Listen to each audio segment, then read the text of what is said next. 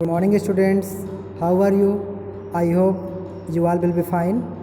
I am Sivan sir, your English teacher, and today we will discuss chapter number 2 from Flamingo, Lost Spring. And in this chapter we will be study about two character. First is Sahib Alam and other is Mukesh. So let us understand about the author.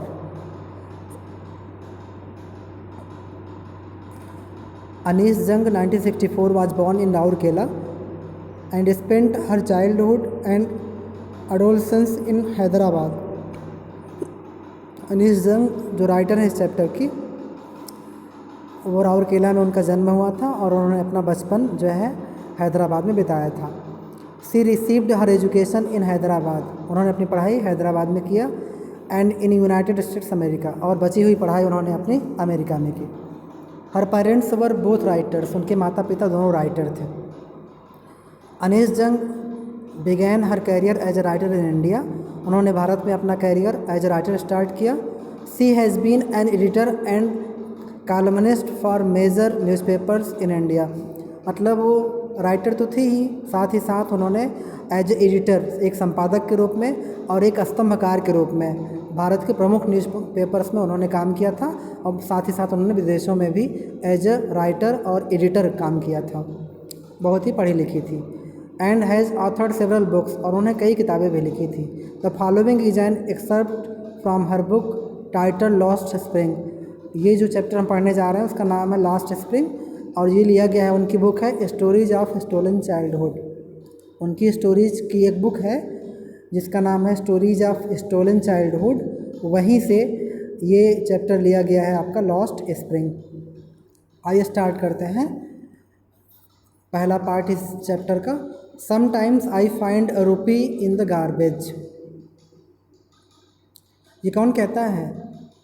ये कहता है साहिब, जिसका पूरा नाम है बेटा साहिब आलम. एक लड़का है जो कि बहुत ही पुअर है, और वो कहता है कभी कभी हम 1 रुपया जो है गार्बेज में, कूड़ेदान में या कूड़े के ढेरों में पा जाते हैं. Why do you do this I ask Saheb, whom I encounter every morning scrounging for gold in the garbage dumps of my neighbourhood. वो कहते हैं how do you do this, तुम ऐसा क्यों करते हो? ऐसा राइटर पूछती हैं साहिब आलम से कि साहिब तुम ऐसा क्यों करते हो. और प्रत्येक सुबह जो है वो क्या करता था? सर्च करता है. स्क्राउंजिंग का मतलब होता है बेटा सर्च करना या याचना करना, कि वो प्रे करता था गॉड से कि हमें जो है गोल्ड मिल जाए इस गार्बेज से. और ये गार्बेज कहाँ रहता था? ऑथर के घर के बगल में, पड़ोस में गार्बेज का ढेर लगा रहता था. मुकेश हर सुबह वहाँ जाता और वहीं पर सर्च करता, एक उम्मीद के साथ कि हमें गोल्ड का कोई न कोई थिंग मिल जाएगा, या फिर हमें कुछ न कुछ वहाँ से हासिल हो जाएगा. साहब left his home long ago, साहब ने अपना घर जो है बहुत पहले ही छोड़ दिया, मतलब बहुत पहले ही छोड़ दिया था. Set amidst the green field of Dhaka, उसका घर कहाँ पर था? ढाका में स्थित था, ग्रीन फील्ड्स के मध्य में, मतलब हरे भरे खेत हुआ करते थे, उन खेतों के बीच में उसका घर हुआ करता था. His home is not even a distant memory, उसके घर की बहुत सारी मेमोरीज उसके साथ नहीं जुड़ी हुई हैं. देयर वर मैनी स्टॉर्म्स, वहाँ बहुत सारे ऐसे तूफ़ान आए, that swept away their fields and homes, जो उसके घरों को और उसके खेतों को पूरी तरह से स्वेप्ट कर दिए, धो डाले, मतलब पूरी तरह से उसकी फसलों को, उसके घर को ख़राब कर डाले. His mother tells him that's why they left, उसकी माँ बताती हैं इसी वजह से वो लोग ढाका छोड़ दिए. Looking for a gold in the big city where he now lives, और क्यों? गोल्ड की तलाश में. उनको लगता था इस गार्बेज के डंप में, कूड़े के ढेर में हमको कहीं ना कहीं गोल्ड मिल सकता है. और जिस शहर में वो इस समय रह रहे हैं वो कोलकाता शहर है, और वहाँ डेली साहिब जो है निकलता है और सर्च करता है कि हमें सोने का कोई टुकड़ा मिल जाए, और बताता है कि हमको कभी कभी 1 रुपया उस गार्बेज से मिल जाता, किससे कहता है? राइटर से कहता है। जब राइटर मॉर्निंग के टाइम में निकलती घूमने के लिए, तो ऐसे टाइम में वो पाती कि साहब अपने काम में लगा रहता और साहब से उनकी कम्युनिकेशन होती। I have nothing is to do, he mutters. उससे जब बात करती हैं आतर तो बुदबुदाता है। मटर मतलब होता है बुदबुदाना, मतलब धीरे से अपनी बात को कहना। कहता है मेरे पास करने के लिए कुछ नहीं है, और दूर तक देखता रहता है, देखता दूसरी साइड है और उनसे बात करता रहता है। गो टू स्कूल, आई से ग्लेबली, ग्लेबली इन द सेंस फ्लुएंटली, मतलब फास्टली, तेज़ी से कहती हैं कि स्कूल जाओ तुम। ऐसा ऑथर कहती हैं go to school realising immediately how hollow the advice must sound. और ऐसा रियलाइज़ करती हैं कि ये साउंड हमने जो अभी बोला है, ये हमारा जो एडवाइस है वो उतना प्रॉपर नहीं है, वो फॉल्स है। Hollow in the sense false है, रॉन्ग है। क्यों? क्योंकि अगर स्कूल जाना होता, स्कूल जाने की स्थिति में होता, स्कूल क्यों नहीं जाता वो? कि कुछ ऐसी स्थितियाँ थी जिसकी वजह से वो स्कूल वह नहीं जा पा रहा था। आगे देखते हैं। There is no school in my neighbourhood, when they build one I will go. कहता है कि हमारे नेबरहुड में कोई भी स्कूल नहीं है, अगर स्कूल बन जाएगी तो मैं ज़रूर स्कूल जाऊंगा। ऐसा ऑथर किससे कहता है? साहब किससे कहता है? अनीस जंग से कहता है, जिन्होंने लिखा है चैप्टर को लॉस्ट स्प्रिंग। बेटा यहाँ पे लॉस्ट स्प्रिंग का मतलब अब समझा दें आपको। लॉस्ट मतलब होता है खोया हुआ, स्प्रिंग का मतलब होता है बसंत। बसंत एक ऋतु होती है जो चैत्र और वैशाख के महीने में, मार्च और फरवरी मार्च के महीने में एक ऋतु होती है जो 2 माह की होती है। हिंदी महीना हमारा है चैत्र और वैशाख, और हिंदी महीने का पहला महीना होता है चैत्र, दूसरा होता है वैशाख। तो चैत्र और वैशाख वाला जो महीना होता है बसंत ऋतु कहलाता है, क्योंकि इस समय, या फाल्गुन चैत्र आप कह सकते हैं, इस समय पूरे खेतों में हमारी हरियाली रहती है और बनन में, बागन में बगरें बसंत हैं। हमारे एक कवि रहे हैं, उन्होंने शायद भूषण रहे हैं, महाकवि भूषण रहे हैं, रीतिकाल के कवि, उनकी नहीं सॉरी पद्माकर रहे हैं, रीतिकाल के पद्माकर, जो कि प्रकृति का बहुत सुंदर वर्णन करते हैं। तो उन्हीं की एक लाइन है, हमें पूरी लाइन्स तो नहीं याद है, एक लाइन है कि बनन में, बागन में बगरें बसंत है। कहने का मतलब कि बसंत ऋतु में वन हो चाहे बाग हो, चाहे गार्डन हो चाहे फॉरेस्ट हो, हर एरिया में हमें फ्लावर्स दिखाई पड़ते हैं और एक अच्छी ग्रीनरी, एक अच्छी सुगंध हमें चारों तरफ फैली दिखाई पड़ती है। तो उन्होंने लास्ट स्प्रिंग इसलिए नाम दिया है कि इन बच्चों का बसंत खो चुका है। बसंत का तात्पर्य बच्चे यहाँ पर है हैप्पीनेस से, एक आप कह सकते हैं जीवन के वात्सल्यता से। वात्सल्य एक रस है, जब कि आपने पढ़ा होगा सूरदास ने इसको जन्म दिया था। वात्सल्य बचपन का प्रेम होता है। बचपन में एक छोटे से बच्चे को जो माता पिता का या बड़ों का जो प्यार मिलता है, उस प्यार को वात्सल्य रस का नाम दिया गया है। तो इन बच्चों को अपने जीवन में वात्सल्य नहीं मिल पा रहा था। अपने जिस एज में उन्हें स्कूल जाना चाहिए था, माता पिता का लाड प्यार मिलना चाहिए था, पहनने के लिए कपड़े, खाने के लिए पर्याप्त भोजन मिलने चाहिए थे, ऐसे समय में ये बच्चे क्या कर रहे हैं? रैग पिकिंग का काम कर रहे हैं, या गार्बेज से जा कर के कचरा बीन रहे हैं, कूड़ा बीन रहे हैं, उसमें से सर्च कर रहे हैं सिक्के या गोल्ड। तो उनका जो बसंत है ना, वो खो गया है। बसंत खोने का मतलब उनका जो बचपन का एक जीवन होता है खुशहाली का, वो खो चुका है। उसी को यहाँ पर समझाने का प्रयास किया गया है अनीस जंग के द्वारा, कि इन बच्चों का बचपन खो गया है, उनका बसंत खो गया है। अब आप समझ गए होंगे। चलिए आगे चलते हैं। If I start A school will you come, I ask half joking. Half joking का मतलब उनकी बात थोड़ी सी सीरियस थी, थोड़ी सी जोक में था। कहती हैं कि अगर मैं स्कूल खोलेंगी तो तुम क्या वहाँ आओगे? Yes he says smiling broadly. वो स्माइल करते हुए कहता है यस, अगर आप खोलेंगे स्कूल तो मैं श्योर आऊँगा। A few days later I see him running up to me. कुछ दिनों बाद वो देखती हैं कि दौड़ता हुआ उनके पास आता है। Is your school ready? Morning के टाइम में घूमने जाती ही थी, मॉर्निंग में ही गार्बेज बिन में वो जाता था बिनने के लिए, गोल्ड सर्च करने के लिए या फिर कुछ न कुछ सिक्के सर्च करने के लिए। तो वो जो है वहाँ पर दौड़ते हुए उनके पास जाता है एक मॉर्निंग में, कहता है कि क्या आपका स्कूल तैयार है?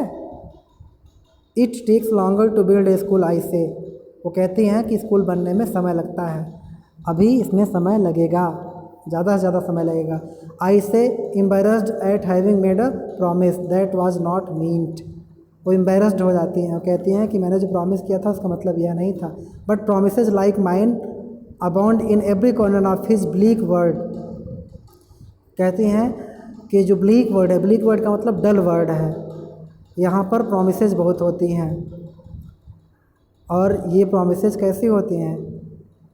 पूरी तरह से डल होती हैं, नीरस होती हैं। वादे तो कर दिए गए, वादे पूरे नहीं हो पाए। After months of knowing him I ask him his name.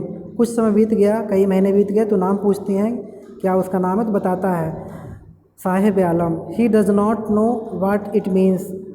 वो नहीं जानता था कि हमारा जो नाम है उसका मीनिंग क्या है। If he news it's meaning Lord of the universe. वो कहती हैं अगर तुम्हें मीनिंग इसका पता हो तो इसका मतलब क्या होता है?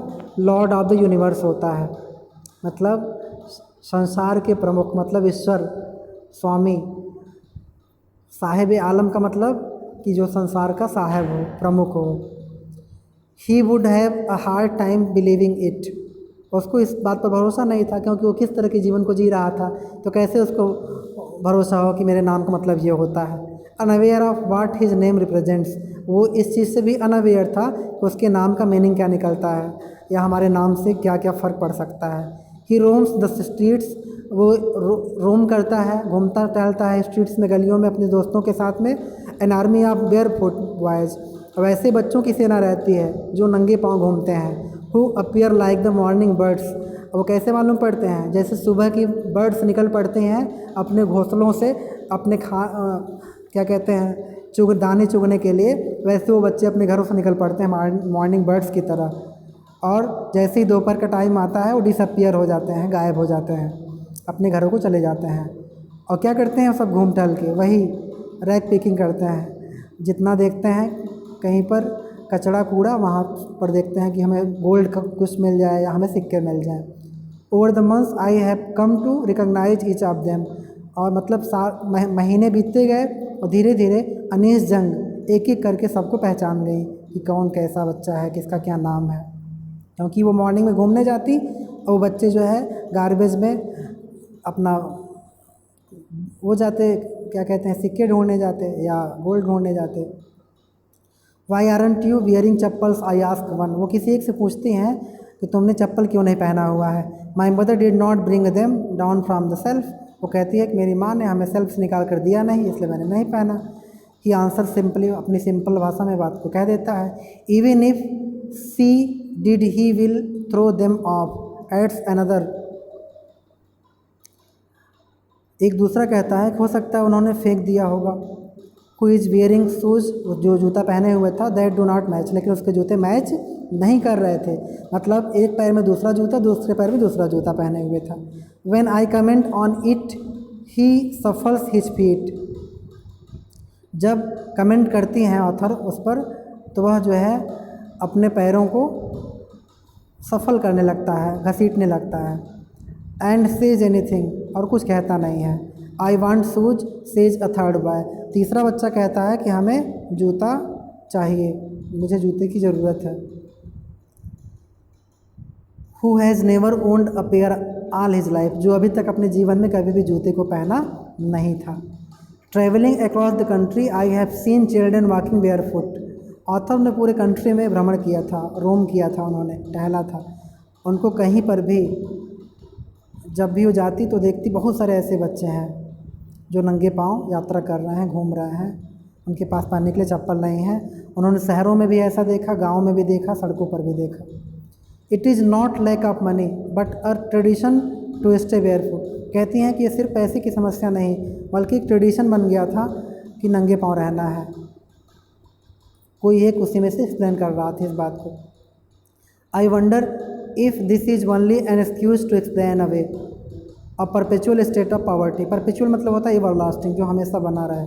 वो आश्चर्य करती हैं कि क्या अगर यह सिर्फ एक्सक्यूज़ है तो सिर्फ एक्सप्लेनेशन मात्र है, लेकिन अगर गरीबी की वजह से है तो ये हमेशा से चीज़ें बनी हुई हैं और ये अवे होनी चाहिए, इसका एक्सप्लेनेशन बंद होना चाहिए, इस तरह की बातें बंद होनी चाहिए। कहने का मतलब कि बच्चों को पहनने के लिए शूज़ होने ही चाहिए। I remember a story a man from Udupi once told me. Udupi एक साउथ का ही डिस्ट्रिक्ट है, शायद आंध्र प्रदेश में ही पड़ता है। वो कहती कि मुझे याद है एक स्टोरी, उडुपी का एक व्यक्ति था जिसने कहा था उनसे, as a young boy he would go to school past. जब एक व्यक्ति मिला था, वो बताता है कि जब पास्ट डेज में मैं स्कूल गया हुआ था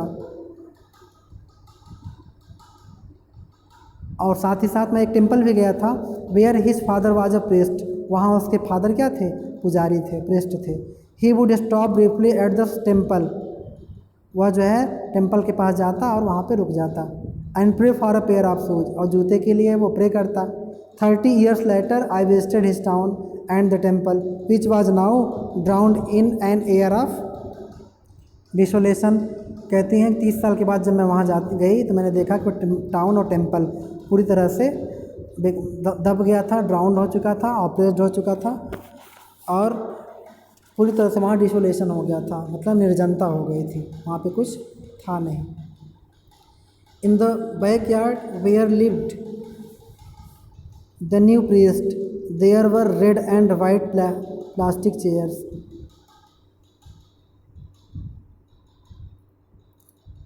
जब बैकयार्ड में जाती हैं जहाँ पर एक नए प्रीस्ट रहते थे, वहाँ पर एक there were red and white plastic chairs, वहाँ एक रेड और वाइट प्लास्टिक की चेयर थी। A young boy dressed in a grey uniform, और ग्रे यूनिफॉर्म में एक बच्चा सज धज करके वहाँ पर था। वियरिंग सॉक्स एंड शूज, वो सॉक्स और शूज को भी पहने हुए था। अराइव्ड पेंटिंग, और वहाँ पर पहुँचता है पेंटिंग करते हुए, हाँफते हुए। And through his school bag on a folding bed, और एक फोल्डिंग बेड पर अपने स्कूल बैग को फेंक देता है। लुकिंग एट द बॉय, उस बच्चे की ओर देखती हुई ऑथर कहती हैं, I remembered the prayer another boy had made to the goddess when he had finally got a pair of shoes. वो कहती हैं कि हमें एक बच्चे की प्रेयर याद है, उसने प्रे किया था गॉडेस से कि हमें जो है शूज मिल जाए, और फाइनली हम देख रहे हैं कि उसके पैर में पेयर ऑफ शूज है। Let me never lose them, कहती हैं हम कभी भी उसको खोने नहीं देंगे। The goddess has granted his prayer, goddess ने लगता है कि उसकी बातों को गॉडेस ने सुन लिया था। Young boys like the son of the priest now were shoes, जो यंग बॉयज थे उस बच्चे के जैसे, प्रीस्ट के बच्चे के जैसे उनके पास भी अब शूज हो गए थे। But many others like the rag pickers, rag pickers मतलब जो कूड़े कचड़े में जा कर के इकट्ठा करते थे पैसे या कुछ भी कूड़े इकट्ठा करते थे, उनको कहते हैं rag pickers.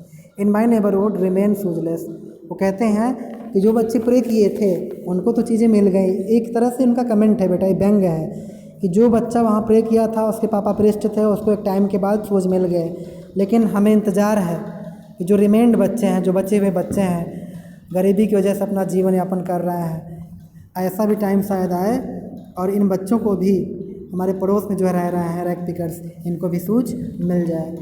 So students, I hope that you will be understand this poverty.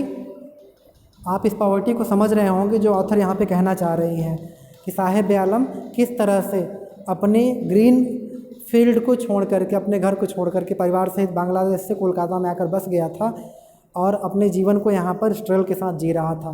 उसको कुछ नहीं पता था, उसका स्प्रिंग जो है वो लॉस्ट हो चुका था, खो चुका था। So we will continue this chapter next day.